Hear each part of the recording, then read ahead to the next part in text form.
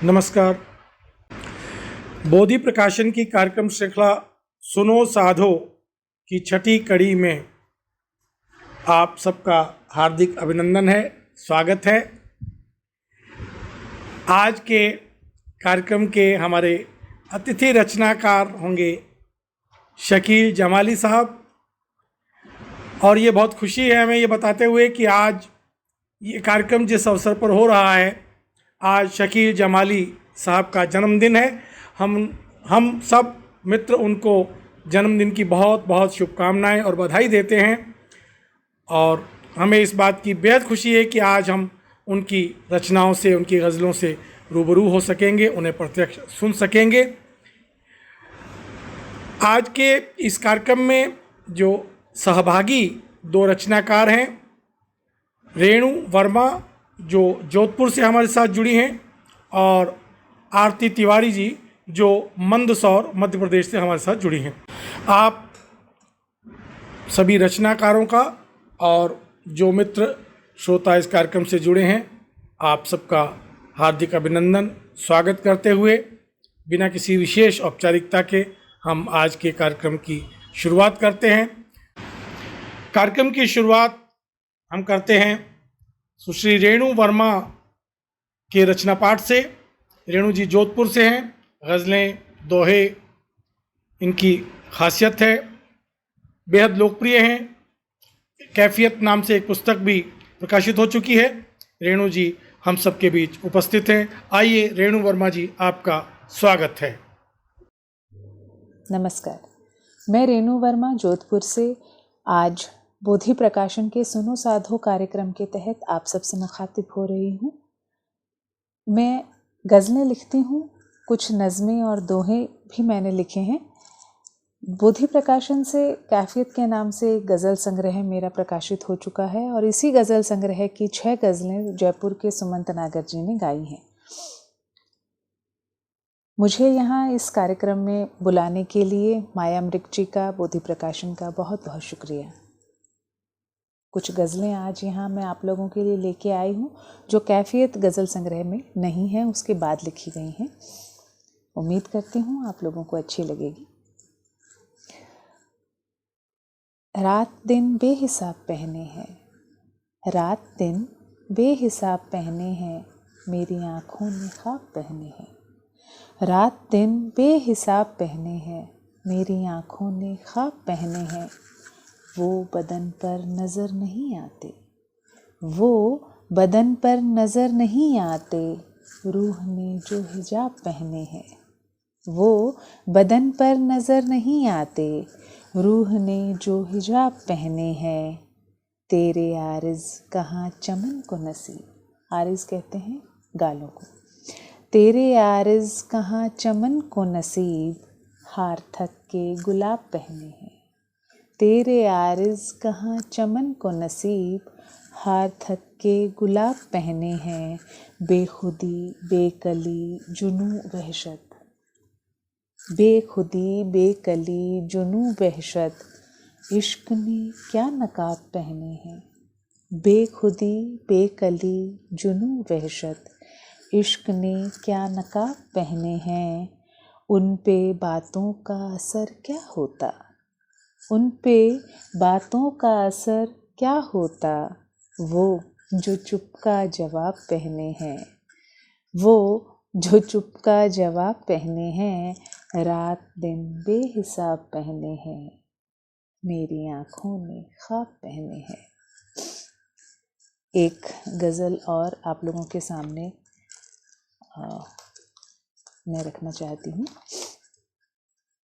तेरा ही जिक्र लाया जा रहा है, तेरा ही जिक्र लाया जा रहा है, मुझे फिर आजमाया जा रहा है। तेरा ही जिक्र लाया जा रहा है, मुझे फिर आजमाया जा रहा है। दिखाकर दश्त की वीरानियों को, दिखाकर दश्त की वीरानियों को, मोहब्बत को डराया जा रहा है। दिखाकर दश्त की वीरानियों को, मोहब्बत को डराया जा रहा है। मेरे तो जिस्म जां हैं बस मोहब्बत, मेरे तो जिस्म जां हैं बस मोहब्बत, मुझे जिंदा जलाया जा रहा है। मेरे तो जिस्म जाँ हैं बस मोहब्बत, मुझे जिंदा जलाया जा रहा है। एक वही आदमी था उन सभी में, एक वही आदमी था उन सभी में, उसे पागल बताया जा रहा है। एक वही आदमी था उन सभी में, उसे पागल बताया जा रहा है। वो जिसके राग सारे बेसुरे हैं, वो जिसके राग सारे बेसुरे हैं, वो नगमा मिल के गाया जा रहा है। वो जिसके राग सारे बेसुरे हैं, वो नगमा मिल के गाया जा रहा है। बहुत मासूम थी ये दिल की दुनिया, बहुत मासूम थी ये दिल की दुनिया, इसे क्या क्या पढ़ाया जा रहा है। बहुत मासूम थी ये दिल की दुनिया, इसे क्या क्या पढ़ाया जा रहा है। इन्हीं ज़ख्मों से है शब मेरी रोशन, इन्हीं ज़ख्मों से है शब मेरी रोशन। ये क्यों मरहम लगाया जा रहा है, ये क्यों मरहम लगाया जा रहा है। एक और गज़ल है। आस और गुमान हो गए, आस और गुमान हो गए, तुम मेरा जहान हो गए। आस और गुमान हो गए, तुम मेरा जहान हो गए। जिस्म की खरोंच छोड़िए, जिस्म की खरोंच छोड़िए, रूह पर निशान हो गए। जिस्म की खरोंच छोड़िए, रूह पर निशान हो गए। दस्तकों की आरज़ू लिए, दस्तकों की आरज़ू लिए, सोना सा मकान हो गए। दस्तकों की आरज़ू लिए, सोना सा मकान हो गए। हम ज़मीन छोड़ कब सके, हम ज़मीन छोड़ कब सके, आप आसमान हो गए। हम ज़मीन छोड़ कब सके, आप आसमान हो गए। जिसको थी कफ़स में ही पनाह, जिसको थी कफ़स में ही पनाह, हम वही उड़ान हो गए। और सुन के आह सबके लब पे थी, सुन के आह सबके लब पे थी। मीर की ज़ुबान हो गए, मीर की ज़ुबान हो गए। एक संजीदा गज़ल और आप लोगों के सामने रखती हूँ। ख्वाहिशों को हिसार में देखा, ख्वाहिशों को हिसार में देखा, जब बदन को मज़ार में देखा। ख्वाहिशों को हिसार में देखा, जब बदन को मज़ार में देखा। हम न थे मुंतज़िर ख़िज़ाओं के, हम न थे मुंतज़िर ख़िज़ाओं के, ज़र्द पत्ता बहार में देखा। हम न थे मुंतज़िर ख़िज़ाओं के, ज़र्द पत्ता बहार में देखा। खाक से चेहरा मिल गया था मुझे, खाक से चेहरा मिल गया था मुझे। आईना आबशार में देखा, आईना आबशार में देखा। मौजिज़ा ये भी प्यार में देखा, मौजिज़ा ये भी प्यार में देखा। तेरा चेहरा हज़ार में देखा, मौजिज़ा ये भी प्यार में देखा। तेरा चेहरा हज़ार में देखा। मैं तो सिमटी हूँ जिस्म में रेनू, मैं तो सिमटी हूँ जिस्म में रेनू। फिर किसे इंतशार में देखा, फिर किसे इंतशार में देखा। एक गज़ल।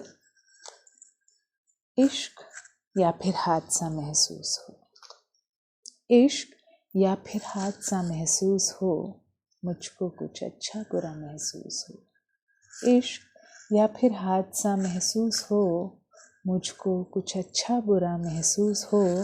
मंजिलों से फासला घट जाएगा, मंजिलों से फासला घट जाएगा। पाँव को जब आबला महसूस हो, मंजिलों से फासला घट जाएगा। पाँव को जब आबला महसूस हो। पहले सन्नाटों की एक महफिल चले, पहले सन्नाटों की एक महफिल चले, और फिर कोई सदा महसूस हो। पहले सन्नाटों की एक महफिल चले, और फिर कोई सदा महसूस हो। उसकी आँखों में कभी मेरे लिए, उसकी आँखों में कभी मेरे लिए एक दिया जलता हुआ महसूस हो। उसकी आँखों में कभी मेरे लिए एक दिया जलता हुआ महसूस हो। बेनमक क्यों हो गए आंसू मेरे, बेनमक क्यों हो गए आंसू मेरे, दर्द का तो जायका महसूस हो। लफ्ज़ मेरे रायगां हो जाए तो, लफ्ज़ मेरे रायगां हो जाए तो, मेरी आँखों का कहाँ महसूस हो। लफ्ज़ मेरे रायगां हो जाए तो, मेरी आँखों का कहाँ महसूस हो। दिल की मानिंद अब धड़कने तो लगा, दिल की मानिंद अब धड़कने तो लगा, और एक पत्थर को क्या महसूस हो। दिल की मानिंद अब धड़कने तो लगा, और एक पत्थर को क्या महसूस हो। शेर में रेनू पिरो देना इसे, शेर में रेनू पिरो देना इसे, दर्द जब हद से सिवा महसूस हो। इश्क या फिर हादसा महसूस हो, मुझको कुछ अच्छा बुरा महसूस हो। एक बार फिर बहुत बहुत शुक्रिया माया अमृत जी को, बोधि प्रकाशन को, मुझे यहाँ जगह देने के लिए। आप सब लोगों का शुक्रिया जिन्होंने मुझे इतने प्यार से सुना। आशा है आपसे दोबारा मुलाकात होगी। शुक्रिया। रेणु वर्मा जी को हम सब ने सुना। बहुत बहुत शुक्रिया रेणु जी, आपका इस कार्यक्रम में उपस्थिति के लिए, हमसे जुड़ने के लिए। अब इस कार्यक्रम को आगे बढ़ाते हुए मैं आमंत्रित करता हूं मंदसौर मध्य प्रदेश की हमारी रचनाकार मित्र आरती तिवारी जी को। आरती जी अपनी सामयिक चेतना और अपने सामाजिक सरोकारों के लिए जानी जाती हैं। आरती तिवारी अपनी कविताओं के साथ हम सबके बीच उपस्थित हैं। आरती जी का एक कविता संग्रह हाल ही में प्रकाशित हुआ है, तब तुम कहाँ थे ईश्वर, जो बहुत लोकप्रिय और चर्चित रहा है। मैं आज के इस कार्यक्रम में कविता पाठ के लिए आमंत्रित करता हूं। आइए आरती तिवारी जी। नमस्ते साथियों, बोधि प्रकाशन के सुनो साधो कार्यक्रम में आप सबसे मुखातिब हूँ। मैं आरती तिवारी, मंदसौर मध्य प्रदेश से।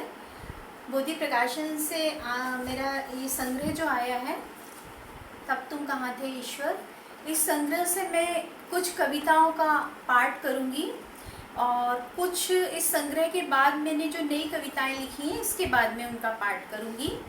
तो संग्रह से पहली कविता है हमारी प्रार्थनाएं। हमने दुख के दिनों में की प्रार्थनाएं, सुखों के निमित्त। आंधी तूफान, लू के थपेड़े, ठिठुराती सर्दी, इनसे बचाओ प्रभु। हे अदृश्य सर्वशक्तिमान, मेरी बच्ची को टोह में बैठे बलात्कारियों से, बच्चे को गुंडे बदमाशों से, दुर्घटनाओं और बीमारियों से मेरे परिवार को बचाओ। हम सदा सुरक्षित रहें, भरे रहे भंडार हमारे, और भला क्या चाहिए। हमारी सबकी एक जैसी इकट्ठी प्रार्थनाएं किसी डरावनी भीड़ सी आगे निकलने को आतुर जब आपस में टकराई, मच गई भयंकर भगदड़, चीख पुकार, नौचा खसोटी, छीन झपट में लहू लुहान हुई प्रार्थनाएं, जिनके भाव और अर्थ खो चुके थे अपनी आप, लौटी अपने अपने उच्चारित शब्दों में। उनके साथ चली आई आपदाएं, बीमारियां, बुरे समय की दस्तक, बुरे लोग। हमारी प्रार्थनाएं कृपण ही नहीं, कुटिल भी थी। मेरी दूसरी कविता है तिर्यक रेखा।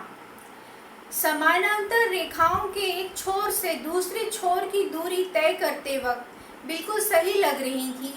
हाँ, उन्हें मिलाने वाली सी ही एक सेतु की तरह। सरल रेखाओं ने नहीं जताई कोई प्रतिस्पर्धी इच्छा कि तिरछी अटपटी चाल से भी कभी चलकर दिखाएं, मनवाएं लोहा वक्रता का। जरूरत ही नहीं थी वक्र होने अथवा दिखने की भी। समानांतर चलते भी जुड़ा ही हुआ था बहुत कुछ। अनबन और विचारधारा के टकराव के बावजूद हवा, पानी, मिट्टी और आकाश सी सहज रही आई पारदर्शी तरल सरल रेखाएं मुग्ध करती रही अंतस को, बिना शर्मसार किए तिर्यक रेखा को। मेरी एक और कविता है, खेड़ों में बसी औरतें। एक मकान की नींव की तरह होती हैं इनकी बसाहट, बड़ी सघन, पुख्ता और लाजवाब होती है। बचपन से गुइयों के बीच खेलती हैं संझा और गुजरिया के खेल, सीख लेती हैं हुनर सासरे पीहर में निभाने का। तीज त्योहारों में संजोए रहती हैं अखंड भारत की झांकी, इनकी हर अदा है बाकी। ननंद बन जताती है हक अपना, तो भावज बन भर देती है झोलियाँ। हमारे आपके स्त्री विमर्श इनके जीवन में नहीं रखते कोई दखल, इनकी बॉन्डिंग बड़ी स्ट्रॉन्ग होती है। कर आती हैं मेले ठेले टोलियों में, मजाल है जो हड़काए धमकाए कोई मन चला। ऐसी ऐसी गालियों से नवाजती हैं, हो जाता है रफू चक्कर। अखिल ब्रह्मांड का भरोसा, काजल सा आंच आँखों में, जिंदगी भर की पूंजी किए रहती हैं एक दूसरे के हवाले। बखत ज़रूरत रात बिरात छाती ताने खड़ी हो जाती हैं गुइयों के लिए।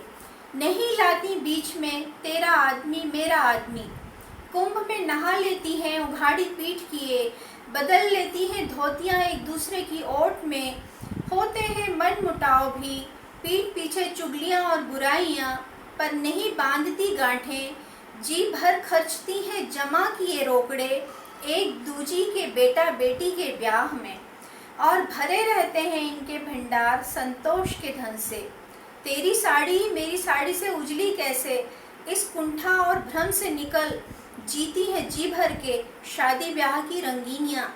बनती है गोरनी मांडती है मांडने, पूरती है चौक। इन्हें पता भी नहीं होता कि बचा रखी है इन्हीं निगोड़ियों ने संस्कृतियों की विरासतें। सोहर गाली बन्ने बन्नी भियाने इनके कंठों से निकल सदियों से तृप्त कर रहे हैं आंगन गली मोहल्लों की प्यास। पनघट चौबारे हंसुली गुड़िया शब्दकोश में हरियाते हैं इन्हीं की बदौलत। ये ना आदिवासी हैं न दलित न पीड़ित स्त्री जात में शामिल। मारपीट खेत खलिहान बासी कुसी अधपेट रोटी ये सब दिनचर्या है इनके लिए। इससे ऊबी अघाई तो निकल लेती हैं झुंडों में तीरथ तपस्या के बहाने। मर्दों को ऐसे छकाना इन्हें खूब आता है।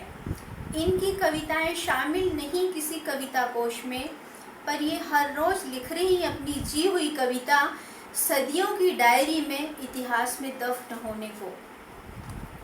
अब मैं कुछ नई कविताएं पढ़ूंगी अपनी। इसका शीर्षक है बेजान जान। वे जानकर नहीं खेलते जान से, फिर भी पता नहीं कैसे चली जाती है जान। अवसाद शब्द के हिज्जे आते हैं उन्हें, पर मतलब से नहीं होता कोई वास्ता। वे हंसते हुए भी रोते से ही दिखते हैं। उनका चेहरा पैदाइशी दुख का बही खाता है, उसमें दर्ज होते रहते हैं दुख दर दुख, और हर साल वो दुख से शुरू होकर उसी पर ख़त्म हो जाता है। सरकारी बहुउद्देशीय जन कल्याणकारी योजनाएं दूर के ढोल सी हैं उनके लिए। वे सुनते और भूल जाते हैं, वैसे ही जैसे कमला की फटी फ्रॉक सिलवाना और मुन्ने का खांसी का खत्म हुआ सिरप लाने का जिक्र होते ही तुरंत उन्हें याद आ जाया करता है कोई और काम। जानते हैं उनकी जान की कोई कीमत नहीं, कोई मोल भाव नहीं। मिट्टी में मिलकर भी उनकी मिट्टी नहीं किसी काम की। चाहे वो पूस की रात हो, जेठ की दोपहरिया हो, सावन की झड़ी हो, उनके लिए हर मौसम वही ढाक के तीन पार। उनके लिए बसंत कभी नहीं आता, वे कितना भी चलें कहीं नहीं पहुँचते। जहाँ से चले थे वहाँ भी नहीं।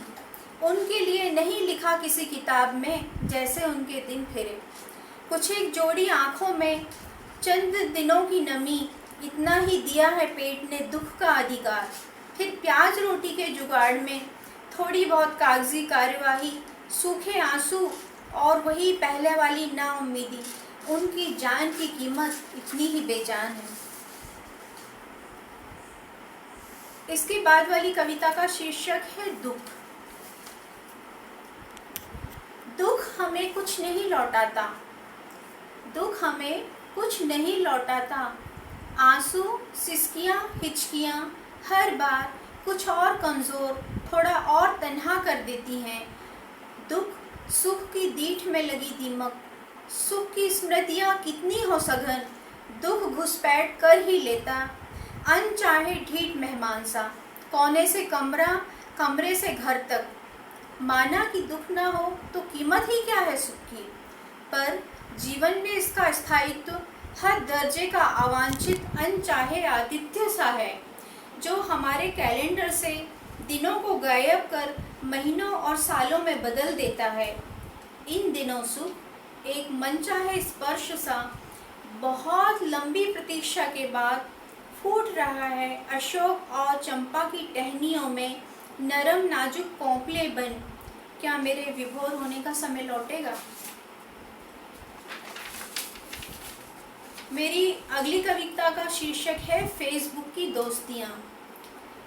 उसने डरते डरते स्टेटस अपडेट किया, इन दिनों बीमार हूँ, कमज़ोरी, आलस्य, अनिद्रा, पीड़ा की बेड़ियों में छटपटाती, आईने से आँख चुराती, खुद में ही गुम हूँ। बिस्तर पर पड़े पड़े उकताहट खींच से भरी, किताबों से दूर, नेट की सीमा रेखा को स्पर्श न कर पाने की बेबसी को जीती आकंठ उदास हूँ। आप में से कितने ही मित्रों की फ़ोन पर जताई चिंताएं मेरा संबल, मेरे जुगनू आस की नदी से भरते हैं नमी पपड़ाए होठों फटी बीमारियों में। पिछली पोस्ट पर मिली आप सबकी शुभकामनाएं ट्रांसफ़र करा लाई हैं अस्पताल से घर में। आपके आग्रह पे घर परिवार से छुपकर, आपके आग्रह पे घर परिवार से छुपकर आज मोबाइल हाथ लगते ही ये बीमारी वाली सेल्फी आप सबकी दुआओं के लिए। उसके आधे घंटे बाद आपके बुझे बुझे रुआंसे स्माइली, निराश कमेंट, ओह अफसोस हुआ, आप तो पहचानी नहीं जा रही, इतनी कमज़ोर, उम्र दराज और अनाकर्षक बेचारी सी। खैर, ध्यान रखें। 1 घंटे बाद आप सबकी वॉल पर आपकी चमचमाती सेल्फियाँ, हाईलाइट किए होंठ, आँखें, घनेरे बालों की चुंबक, आपकी व्यायाम करती तस्वीरें, आपकी फिटनेस बताती देह यष्टि, रनिंग, साइकिलिंग, स्विमिंग, डांसिंग के वीडियोस और उन पर धुआंधार जलप्रपात की बौछारों से कमेंट, प्रत्युत्तर में आपकी लव वाली स्माइली। झनाक से कुछ टूटा, इसकी किरचों से जतन से बटोरी उस काली बेडोल नर्स की वो धवल हंसी, जिसने छुपा दिया था आईना, बंद कर दिया था फ़ोन, तकिया मोड़कर लिटाते, उलझे बालों की लट हटाते हौले से कहा था, बहुत सुंदर हो तुम और तुम्हारा आत्मविश्वास। धीरे से लगा दिया उसकी हंसी पे टिठौना। फ़ोन स्विच ऑफ करने से पहले स्टेटस अपडेट किया, तमाम सेल्फियों पर भारी तुम्हारी हंसी। नमस्ते।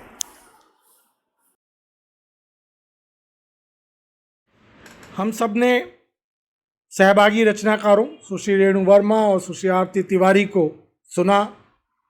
बेहद आत्मीय रचना पाठ दोनों रचनाकार मित्रों का। और अब हम सबको इंतज़ार है आज के कार्यक्रम के हमारे अतिथि रचनाकार, जिनका सौभाग्य से आज जन्म दिवस है, शकील जमाली साहब।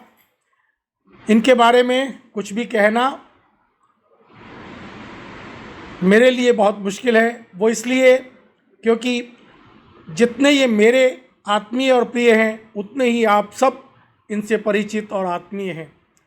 इनका हर शेर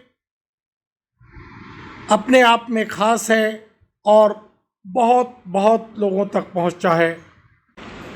मैं एक शेर के साथ, जो शकील जमाली साहब का ही है,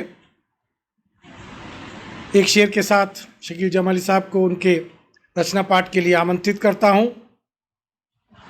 सफ़र से लौट जाना चाहता है सफ़र से लौट जाना चाहता है, परिंदा आशियाना चाहता है, कोई स्कूल की घंटी बजा दे, ये बच्चा मुस्कुराना चाहता है। क्या खूबसूरत शेर।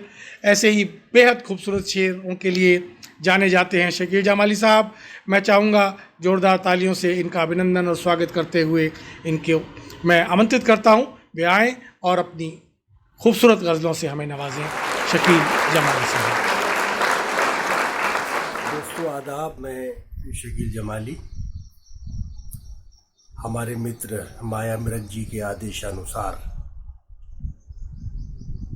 सुनो साधो की इस खूबसूरत सीरीज़ के अंतर्गत आपके सम्मुख हूँ, आपके रूबरू हूँ, हाजिर हूँ। आपसे कुछ बातें करूँगा, कुछ शायरी पेश करूँगा सुनो साधो के अंतर्गत। तो एक छोटी सी गज़ल से अपनी बात शुरू करते हैं। देखिएगा कि सफ़र से लौट जाना चाहता है, सफ़र से लौट जाना चाहता है, परिंदा आशियाना चाहता है। सफ़र से लौट जाना चाहता है, परिंदा आशियाना चाहता है, कोई स्कूल की घंटी बजा दे, ये बच्चा मुस्कुराना चाहता है। सफ़र से लौट जाना चाहता है, परिंदा आशियाना चाहता है, कोई स्कूल की घंटी बजा दे, ये बच्चा मुस्कुराना चाहता है। यहाँ सांसों के लाले पड़ रहे हैं। अभी कुछ पिछले दिनों कुछ एक दो घटनाएं इस तरह की हुई कि जो बड़ी कहिए कि तकलीफ़ देने वाली घटनाएं हैं। खुदकुशी या आत्महत्या जैसी जो ये समस्या है, जो ये बात है, जाहिर है इसे कोई भी समाज, कोई भी महज़्ज़ब, कोई भी सभ्य समाज इसे कबूल नहीं करता। और जीवन और ज़िंदगी जैसा अनमोल और ये कीमती तोहफ़ा जो ऊपर वाले की इनायत है, उसकी देन है, हमें उसका सम्मान करना चाहिए। और कैसी भी स्थितियों में, परिस्थितियों में हमें सब्र का और हिम्मत का और हौसले का दामन नहीं छोड़ना चाहिए। वो बात कहने की कोशिश की है कि सफ़र से लौट जाना चाहता है, परिंदा आशियाना चाहता है, कोई स्कूल की घंटी बजा दे, ये बच्चा मुस्कुराना चाहता है, ये बच्चा मुस्कुराना चाहता है। यहाँ सांसों के लाले बढ़ रहे हैं, यहाँ सांसों के लाले बढ़ रहे हैं, वो पागल जहर खाना चाहता है। यहाँ सांसों के लाले पड़ रहे हैं, वो पागल जहर खाना चाहता है। हमारा हक दबा रखा है जिसने, हमारा हक दबा रखा है जिसने, सुना है हज को जाना चाहता है। सफ़र से लौट जाना चाहता है, परिंदा आशियाना चाहता है, कोई स्कूल की घंटी बजा दे, ये बच्चा मुस्कुराना चाहता है। यहाँ सांसों के लाले पड़ रहे हैं, वो पागल जहर खाना चाहता है। और था कि उसे रिश्ते थमा देती है दुनिया, उसे रिश्ते थमा देती है दुनिया, जो दो पैसे कमाना चाहता है।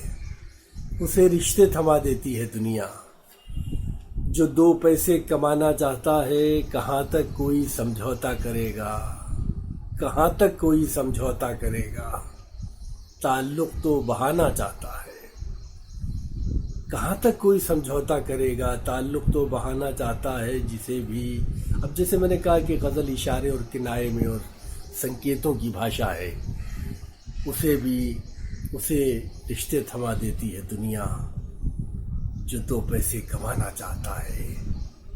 जिसे भी डूबना हो डूब जाए, जिसे भी डूबना हो डूब जाए, समंदर सूख जाना चाहता है। जिसे भी डूबना हो डूब जाए, समंदर सूख जाना चाहता है। कोई स्कूल की घंटी बजा दे, ये बच्चा मुस्कुराना चाहता है। यहाँ सांसों के लाले पड़ रहे हैं, वो पागल जहर खाना चाहता है। तो ये एक छोटी सी गज़ल थी, बहुत आसान और बड़ी सरल भाषा में। और एक गज़ल इसी तरह की आपके सामने पेश करता हूँ। देखिएगा कि बोलता है तो पता लगता है, बोलता है तो पता लगता है, ज़ख्म उसका भी हरा लगता है। बोलता है तो पता लगता है, ज़ख्म उसका भी हरा लगता है। रास आ जाती है तन्हाई भी। अब देखिए, शुरू में अभी जब ये लॉकडाउन की प्रक्रिया शुरू हो रही थी और जब ये पेंडेमिक, ये वबा फैला और एकदम से इसकी मतलब खबर मिली, तो एक दिल बैठ से गए, हम लोग डर गए कि यार अब किस तरह से ये 1 महीना 2 महीना या 3 महीने का लॉकडाउन हम लोग झेलेंगे। कभी आदत नहीं है, ये इंसानी खसलत है, प्रवृत्ति है कि हम लोग कहीं कैद में अगर बैठेंगे तो वो तकलीफ़ होती है, उसकी आदत नहीं। लेकिन धीरे धीरे आदमी सारी चीज़ों का आदी हो जाता है और तकलीफ़ देने वाली चीज़ें भी कुछ दिनों में वो बिल्कुल नॉर्मल हो जाती हैं। उसमें कुछ तकलीफ़, कोई डंक, कोई नाखून, कोई कांटा रह नहीं जाता, फिर उसकी आदत पड़ जाती है। सफ़र से लौट जाना चाहता है, बोलता है तो पता लगता है, ज़ख्म उसका भी हरा लगता है। रास आ जाती है तन्हाई भी, रास आ जाती है तन्हाई भी, 1-2 रोज़ बुरा लगता है। रास आ जाती है तन्हाई भी, 1-2 रोज़ बुरा लगता है। कितनी जालिम है मुहज़्ज़ब दुनिया, मुहज़्ज़ब शालीन, कल्चर्ड, वेल कल्चर्ड। बोलता है तो पता लगता है, ज़ख्म उसका भी हरा लगता है। रास आ जाती है तन्हाई भी, रास आ जाती है तन्हाई भी, 1-2 रोज़ बुरा लगता है। कितनी जालिम है मुहज़्ज़ब दुनिया, कितनी जालिम है मुहज़्ज़ब दुनिया, घर से निकलो तो पता लगता है। कितनी जालिम है मुहज़्ज़ब दुनिया, घर से निकलो तो पता लगता है।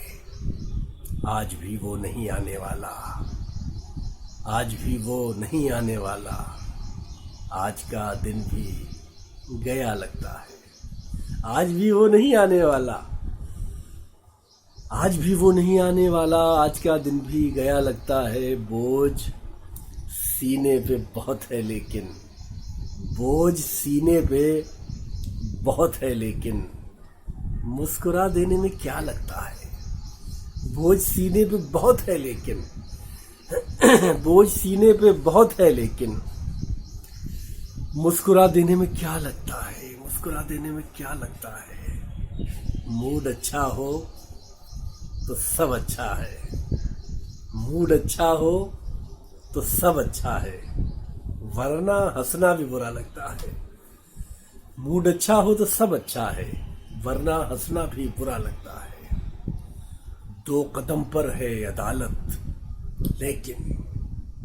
अब देखिए, गज़ल का मामला ये है कि अगर उसमें गज़ल में अगर 10 शेर हैं या 8 शेर हैं, तो उसका जो हर शेर है वो एक अलग कहानी है। 2 मिसरों में एक मुकम्मल, एक कंप्लीट आपको बात करनी है और वो उसमें मुख्तलिफ रंग, मुख्तलिफ शेड्स हो सकते हैं। ज़िंदगी के सुख और दुख, ज़िंदगी की जो धूप छाँव है, इसकी अभिव्यक्ति का, उसके इजहार का मैं समझता हूँ कि गज़ल एक बड़ा खूबसूरत और एक बड़ा सशक्त माध्यम है। आप देखिए कि गज़ल में अगर 6-7 शेर आए हैं तो वो साथ के साथ कुछ ऐसी अलग अलग तस्वीरें हैं, अलग कहानियाँ हैं कि जो बिल्कुल एक दूसरे से आप रिलेट नहीं कर सकते, लेकिन वो हैं, अपने में मुकम्मल हैं, एक पूरी इकाई की तरह। बोलता है तो पता लगता है, ज़ख्म उसका भी हरा लगता है। रास आ जाती है तन्हाई भी, 1-2 रोज़ बुरा लगता है। कितनी जालिम है मुहज़्ज़ब दुनिया, घर से निकलो तो पता लगता है। बोझ सीने पे बहुत है लेकिन, मुस्कुरा देने में क्या लगता है। तो साहब, ये इस तरह की शायरी है और जाहिर है, जैसा आप जानते हैं कि गज़ल मेरी पसंदीदा विधाओं में है। एक और गज़ल के कुछ शेर आपके खिदमत में पढ़ता हूँ कि देखिएगा कि खाने को तो जहर भी खाया जा सकता है। मेरा कहना यह है कि हमें अपनी आखिरी सांस तक अपने हौसले को और अपनी हिम्मत को हमें बरकरार रखना चाहिए। और कभी कभी हम उस परेशानी से, उस समस्या से इसी हिम्मत और इसी हौसले के बल पे निकल आते हैं, कामयाब हो जाते हैं। तो देखिएगा कि जहर तो मरते वक्त भी खाया जा सकता है। जब तक हो दिल को, जब तक हो बहलाया जा सकता है। दिल को जब तक हो बहलाया जा सकता है। जहर तो मरते वक्त भी खाया जा सकता है। दिल को जब तक हो बहलाया जा सकता है। जहर तो मरते वक्त भी खाया जा सकता है। सबसे पहले दिल के खालीपन को भरना। सबसे पहले दिल के खालीपन को भरना। पैसा सारी उम्र कमाया जा सकता है। सबसे पहले दिल के खालीपन को भरना। पैसा सारी उम्र कमाया जा सकता है। पैसा सारी उम्र कमाया जा सकता है। मैंने कैसे कैसे सदमे झेल लिए हैं। देखिए, किसी बड़ी परेशानी से उबरने के बाद, निकलने के बाद की जो खुशी है, तो जाहिर बात है उस खुशी का एक अपना अलग एक अंदाज होता है। खाने को तो जहर भी खाया जा सकता है, लेकिन उसको खाने को तो जहर भी खाया जा सकता है। दिल को जब तक हो बहलाया जा सकता है। जहर तो मरते वक्त भी खाया जा सकता है। सबसे पहले दिल के खालीपन को भरना। पैसा सारी उम्र कमाया जा सकता है। मैंने कैसे कैसे सदमे झेल लिए हैं। मैंने कैसे कैसे सदमे झेल लिए हैं। इसका मतलब जहर पचाया जा सकता है। मैंने कैसे कैसे सदमे झेल लिए हैं। इसका मतलब जहर पचाया जा सकता है। इसका मतलब जहर पचाया जा सकता है। इतना इत्मीनान है अब भी उन आंखों में। इतना इत्मीनान है अब भी उन आंखों में। एक बहाना और बनाया जा सकता है। इतना इत्मीनान है अब भी उन आंखों में। एक बहाना और बनाया जा सकता है। इस दलदल पर हम जैसे भी रह सकते हैं। इस दलदल पर हम जैसे भी रह सकते हैं। इस दुनिया में हम जैसे भी रह सकते हैं। इस दुनिया में हम जैसे भी रह सकते हैं। इस दलदल पर पांव जमाया जा सकता है। इस दुनिया में हम जैसे भी रह सकते हैं। इस दलदल पर पांव जमाया जा सकता है। झूठ में शक की कम गुंजाइश हो सकती है। झूठ में शक की कम गुंजाइश हो सकती है। सच को जब चाहो झुटलाया जा सकता है। सच को जब चाहो झुटलाया जा सकता है। सबसे पहले दिल के खालीपन को भरना। पैसा सारी उम्र कमाया जा सकता है। एक गज़ल के और कुछ अशार, कुछ शेर आपके खिदमत में पढ़ता हूँ। देखिएगा कि ये जो खुश होने का दावा करते हैं, ये जो खुश होने का दावा करते हैं, दिन में 4 दफा समझौता करते हैं। ये जो खुश होने का दावा करते हैं, दिन में 4 दफा समझौता करते हैं। नाम के आगे पीछे साहब लगता है और बर्ताव गुलामों जैसा करते हैं। ये जो खुश होने का दावा करते हैं, दिन में 4 दफा समझौता करते हैं। नाम के आगे पीछे साहब लगता है और बर्ताव गुलामों जैसा करते हैं। और बर्ताव गुलामों जैसा करते हैं। ये जो खुश होने का दावा करते हैं, दिन में 4 दफा समझौता करते हैं। नाम के आगे पीछे साहब लगता है और बर्ताव गुलामों जैसा करते हैं। छोटी मोटी चोटें सबको लगती हैं। छोटी मोटी चोटें सबको लगती हैं। हम शायद एहसास ज्यादा करते हैं। हमारा दरअसल कवियों का, शायरों का, लेखकों का मसला ये है कि वो जो एक हसासियत है ना, एक वो जो सेंसिटिव होने का जो एक मामला है, वो सबसे ज्यादा तकलीफ देह है। कि अगर आप जरा से भी भावुक हैं या आप जरा से भी जज्बाती हैं तो फिर जिंदगी जरा सी कठिन तो हो जाती है भाई। और जाहिर है कि हम जैसे लोग पत्थर तो बन नहीं सकते ना। ये है कि हम समाज में जो घटित होने वाली चीज़ें हैं, घटनाएं हैं, वाक़यात हैं, हम उनसे अपनी नज़र भी नहीं बचा सकते।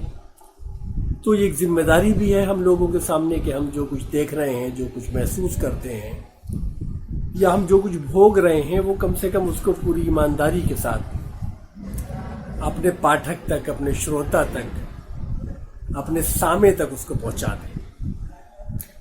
ये जो खुश होने का दावा करते हैं, दिन में 4 दफा समझौता करते हैं, नाम के आगे पीछे साहब लगता है, और बर्ताव गुलामों जैसा करते हैं, और बर्ताव गुलामों जैसा करते हैं, छोटी मोटी चोटें सबको लगती हैं।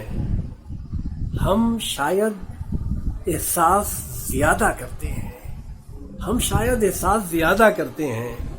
और एक शेर देखिए, और मैं इसमें कहने की ये कोशिश कर रहा हूँ कि ये जो नेचर है, प्रकृति है, कुदरत है, इसका कितना बड़ा एहसान है हम लोगों के ऊपर। अब आप देखिए, सुबह होती है, सूरज निकलता है, ये हवाएं, ये फूल, ये पत्ते, ये पेड़, ये झरने, ये पहाड़, तो जाहिर है कि हम कितने ऋणी हैं कुदरत के, कितना बड़ा कर्ज, कितने बड़े मकरूज हैं हम, इसका आप अंदाजा नहीं लगा सकते। नाम के आगे पीछे साहब लगता है और बर्ताव गुलामों जैसा करते हैं।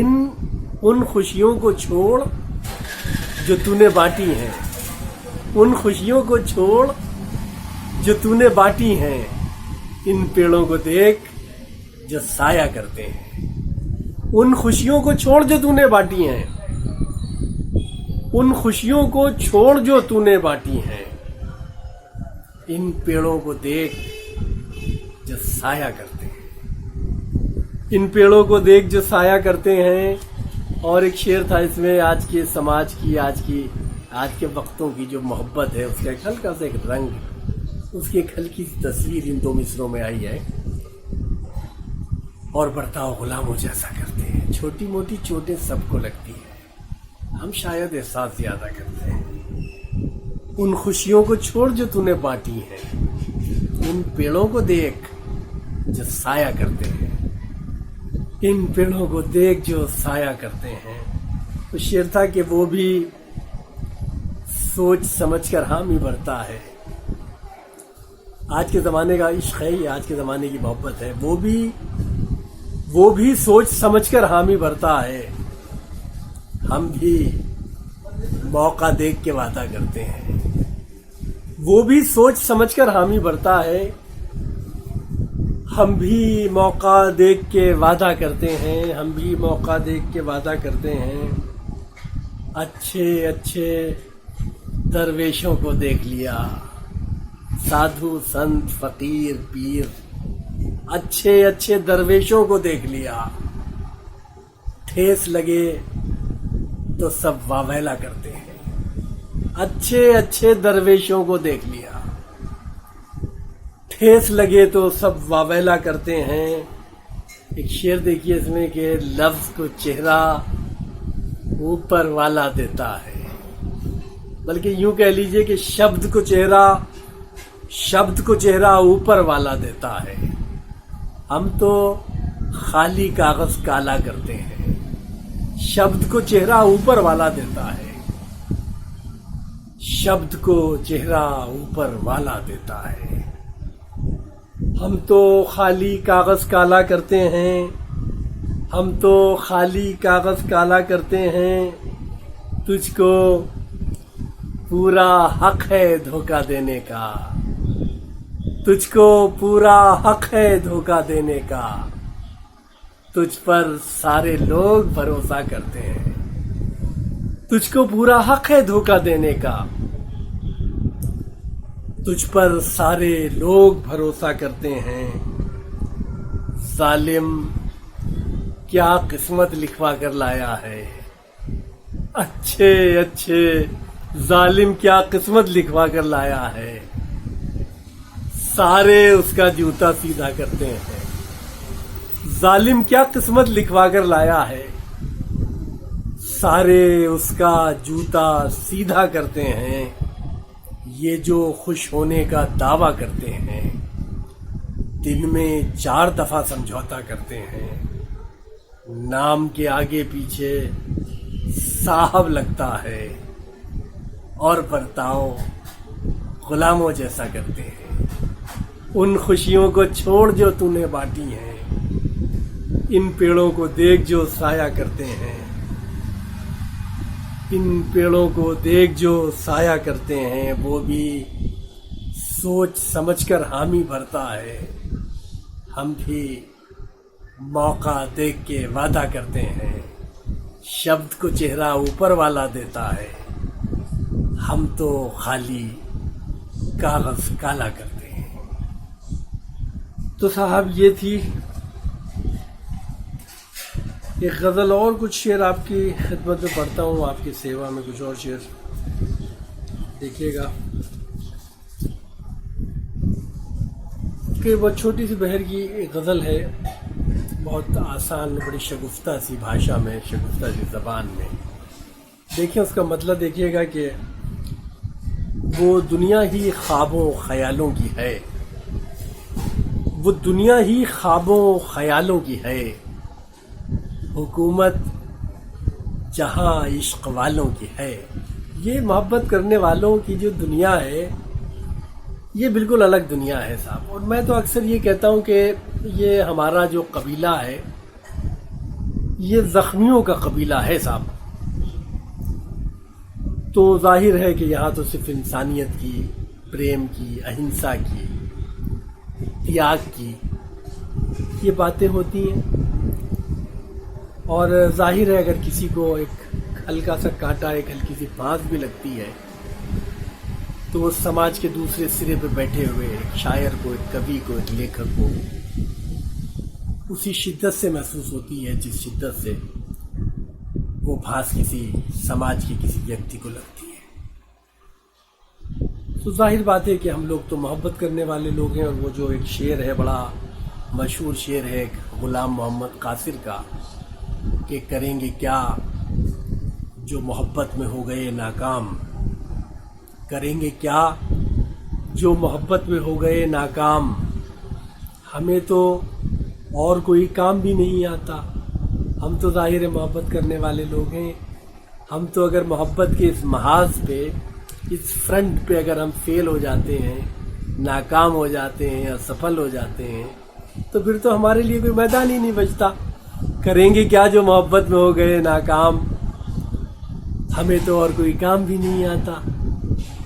या ये कि वो ये भी एक शेर देखिए कितना अच्छा शेर है किसी का, कि ये जो हमारे कवि हैं, शायर हैं, लेखक हैं, ये कोई ना कोई मौका मिलके बैठने का निकाल लेते हैं। और आप एक बात, ईमानदारी की एक बात ये भी है कि आप चाहे कवि सम्मेलनों के मंच पे चले जाइए, चाहे मुशायरों के मंच पे चले जाइए, वहाँ पे बैठने वाले लोग हो सकता है कि मुख्तलिफ धर्मों के हों, मुख्तलिफ विचारधारा रखने वाले लोग हों, या मुख्तलिफ पसंद के लोग हों, मुख्तलिफ सियासी जमातों से ताल्लुक़ रखने वाले लोग हों।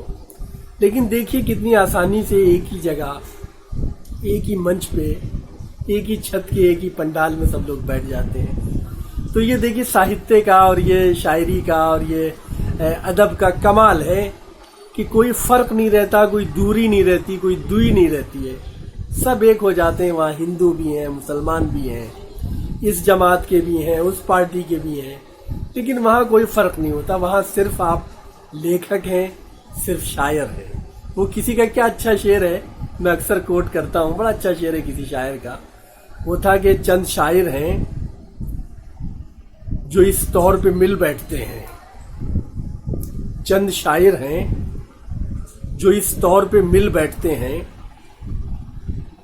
वरना लोगों में वो नफरत है कि दिल बैठते हैं। नफरतों की और घृणा की और क्लेश की वो इंतहा है कि पास मिलके बैठने को लोग तैयार नहीं है।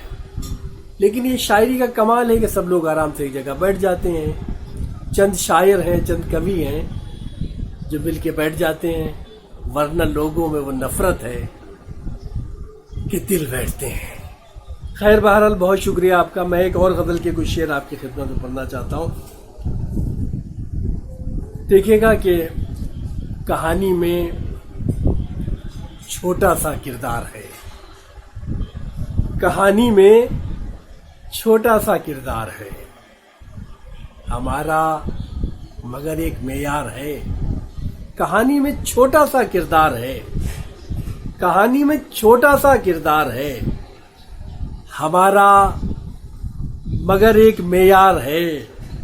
खुदा तुझको सुनने की तौफीक दे, तौफीक सामर्थ्य, खुदा तुझको सुनने की तौफीक दे।